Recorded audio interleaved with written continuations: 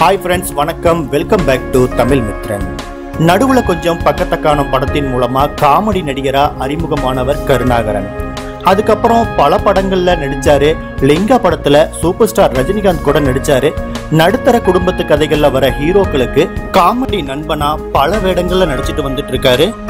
கருணாகரனுக்கு இப்போ அடுத்த தளத்துக்கு போற நேரம் வந்திருக்கு. இது வரைக்கும் அவருக்கு இருந்துட்டு வந்த அப்பாவி நண்பன் அப்படிங்கிற இமேஜை உடைக்கிற மாதிரி அஜித்துடைய விவேகம் படத்துல நடிச்சிருக்காரு.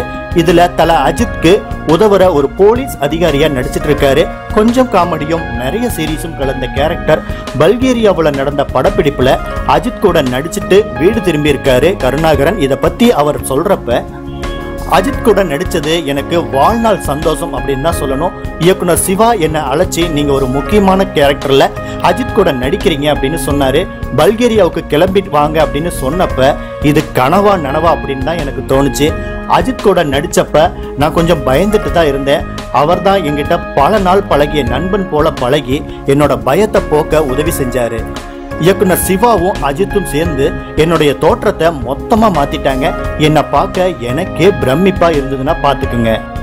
அஜித்தோட நடிக்கிற காட்சியில ஒரு நீளமான வசனத்தை நான் அவரை பார்த்து பேசணும். ஆனா பயத்துல எனக்கு உதறல் எடுத்துருச்சு.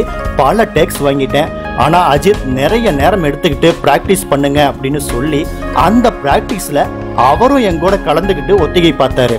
ஒரு பெரிய ஹீரோ அப்படி செய்ய வேண்டிய அவசியம் எதுவுமே கிடையாது. ஆனா அஜித் சார் அதை பண்ணாரு.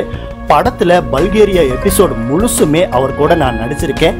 என்னோட கேரியர்ல விவேகம் படம் ஒரு முக்கியமான டர்னிங் பாயிண்டா இருக்கும் அப்படின்னு கருணாகரன் சொல்றாரு.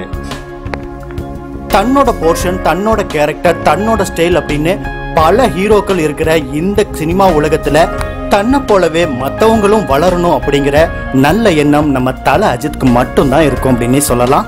இந்த நேரத்துல வீரம் படத்துல தல அஜித் பேசின நம்ம சுத்தி இருக்கிறவங்கள நல்லா வச்சுக்கிட்டா அப்படிங்கிற டைலாக் தான் நமக்கு நினைவுக்கு வருது. இந்த செய்தி பற்றி உங்களுடைய கருத்துக்களை மறக்காம பகிர்ந்துக்குங்க. இந்த செய்தி பிடிச்சிருந்தா லைக் பண்ணுங்க, ஷேர் பண்ணுங்க. நம்ம தமிழ் மித்ரன் சேனலை மறக்காம சப்ஸ்கிரைப் பண்ணுங்க.